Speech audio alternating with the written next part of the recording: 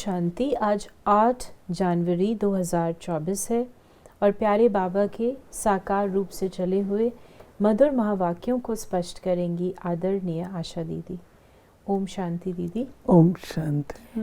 बाबा ने कहा, मीठे बच्चे, बाप की याद में रह सदा हर्षित रहो। याद में रहने वाले बहुत रमणीक और मीठे होंगे। खुशी में रह सर्विस करेंगे। याद में रहने वाले रमणीक रहेंगे, खुशी से सर्विस करेंगे, क्योंकि याद हमारी शुष्क नहीं है, रसीली याद है, आनंददायी याद है। तो उससे आत्मा खुश्क नहीं होगी, उसके स्वभाव संस्कार खुश्क नहीं होंगे। कई होते ना एकदम ऐसे खुशकी वाले, और तो याद कर, ऐसा नहीं है। तो रमणीकता अर्थात उसमें रसीलापन होना चाहिए, हर्षित मुक्ता होनी चाहिए, आनंद झलकना चाहिए, मधुरता झलकनी चाहिए। सिर्फ वो डिफिकल्ट, वो सीरियस मौन नहीं होगा। हाँ, लेकिन वो नहीं होना चाहिए, याद नेचुरल हो, हठी होगी जैसा। प्रश्न है, ज्ञान की मस्ती के साथ साथ कौन सी चेकिंग करना बहुत ज़रूरी है? ज्ञान की मस्ती तो रहती है, लेकिन चेक करो देही अभिमानी कितना बने हैं। ज्ञान तो बहुत सहज है, लेकिन योग में माया विघन डालती है। गृहस्थ व्यवहार में अनासक्त हो रहना है। ऐसा न हो माया चूही अंदर ही अंदर काटती रहे और पता भी न पड़े। भावते सतर्क रहो, माया आपको अंदर काट रही हो और आप पहचान भी नहीं रहे हो। माया चूहे की तरह बाबा मिसाल देता है, क्योंकि चूहा फूंक मारता है, पता नहीं लगता है। अपनी नब्ज आप ही देखते रहो कि बाबा के साथ हमारा हड्डी प्यार है। कितना समय हम याद में रहते हैं। फिर गीत है, जले क्यों ना परवाना।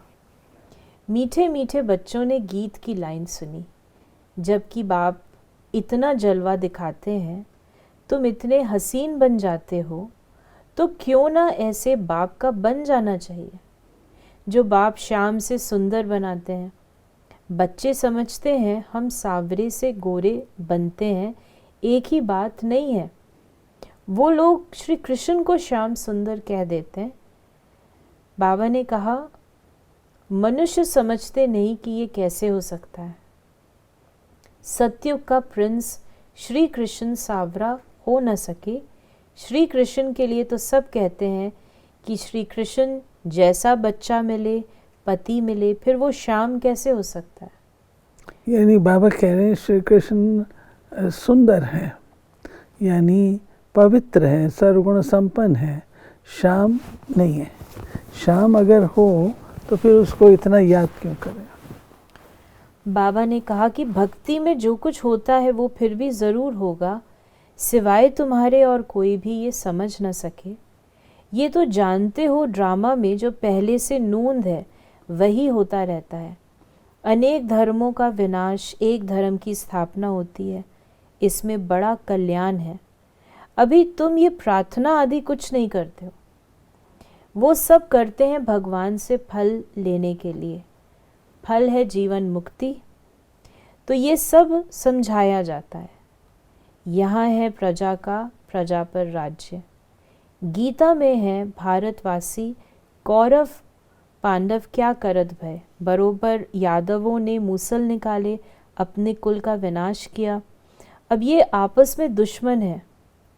फिर बाबा ने कहा, तुम न्यूज़ आदि सुनते नहीं हो। जो सुनते हैं वो अच्छी तरह से समझ सकते हैं। दिन प्रतिदिन अंदर खिटपिट बहुत है। हैं तो सब क्रिश्चियन, परंतु अंदर खिटपिट बहुत है। एक घर बैठे ही एक दो को उड़ा देंगे। तुम राजयोग सीख रहे हो तो राजाई करने के लिए पुरानी दुनिया की सफाई ज़रूर चाहिए। बाबा ने कहा, अभी तो 5 तत्व कितना नुकसान करते हैं, वहाँ सारी प्रकृति दासी हो जाती है। इसलिए दुख की बात नहीं, ये भी बना बनाया ड्रामा का खेल है। स्वर्ग कहा जाता है सतयुग को। क्रिश्चियन लोग भी कहते हैं पहले पहले हेवन था। क्रिश्चियन लोग भी कहते हैं कि पहले पहले हेवन था। भारत अविनाशी खंड है, सिर्फ उन्हों को पता नहीं कि हमको लिबरेट करने वाला बाप भारत में आता है। फिर बाबा ने कहा कि लिबरेटर ज्ञान का सागर खुद बाबा है, ब्रह्मा को नहीं कहेंगे। ब्रह्मा भी उनसे लिबरेट होता है। लिबरेट सबको एक बाप ही करते हैं, क्योंकि सब तमो प्रधान है। ऐसे अंदर में विचार सागर मंथन चलना चाहिए। हम ऐसी मुरली चलाएं जो मनुष्य झट समझ जाए। बच्चे नंबरवार तो है ना, ये है नॉलेज, इनकी रोज़ स्टडी करनी चाहिए। डर के मारे पढ़ाई न पढ़ना ये तो ठीक नहीं है। फिर कहेंगे कर्म बंधन है। बाबा ने कहा देखो शुरू में कितने छूट कर आए, फिर कई चले भी गए। सिंध में बहुत बच्चियां आई, फिर हंगामे के कारण कितने दुश्मन बन पड़े। पहले उन्हों को ज्ञान बहुत अच्छा लगता था, समझते थे इनको डांट भगवान की देन मिली हुई है। अब भी ऐसे समझते हैं कि कोई शक्ति है, ये नहीं समझते कि परमात्मा की प्रवेशता है। फिर बाबा ने हम बच्चों को कहा कि ऐसे नहीं कि शिव बाबा का बच्चा बना तो दिवाला नहीं मारेंगे। पास्ट का कर्म है तो दिवाला मारते हैं, ज्ञान में आने से भी दिवाला मार देते हैं। इसमें ज्ञान का कोई ताल्लुक नहीं है। अब तुम बच्चे अब सर्विस पर लगे हो, समझते हो श्रीमत पर सर्विस में लगने से फल पाएंगे। हमको सब कुछ वहाँ ट्रांसफ़र करना है, बैगेज सब कुछ ट्रांसफ़र कर देना है। बाबा को शुरू में बहुत मज़ा आया था। वहाँ से जब निकला तो गीत बनाया, अल्फ को मिला अल्लाह, बे को मिली बादशाही। श्री कृष्ण का चतुर्भुज का साक्षात्कार हुआ, समझा द्वारका का बादशाह बनूंगा, ऐसा नशा चढ़ता था।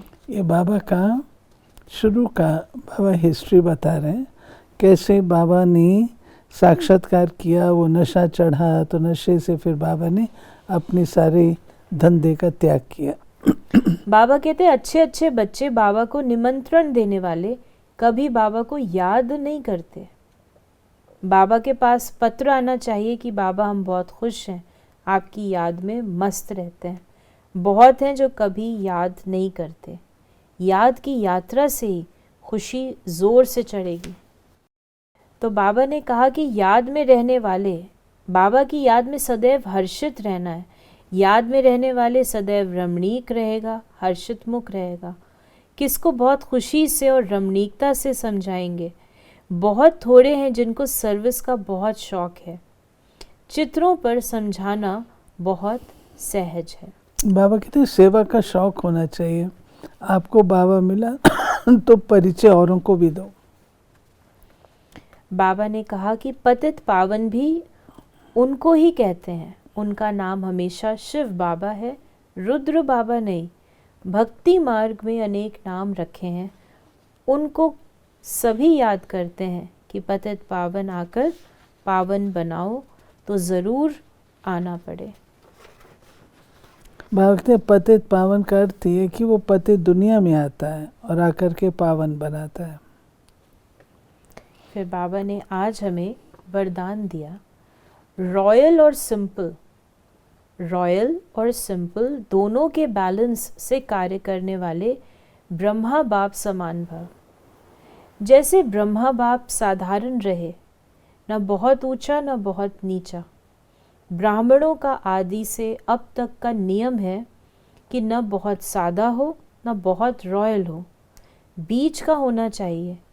अभी साधन बहुत हैं, साधन देने वाले भी हैं, फिर भी कोई भी कार्य करो तो बीच का करो।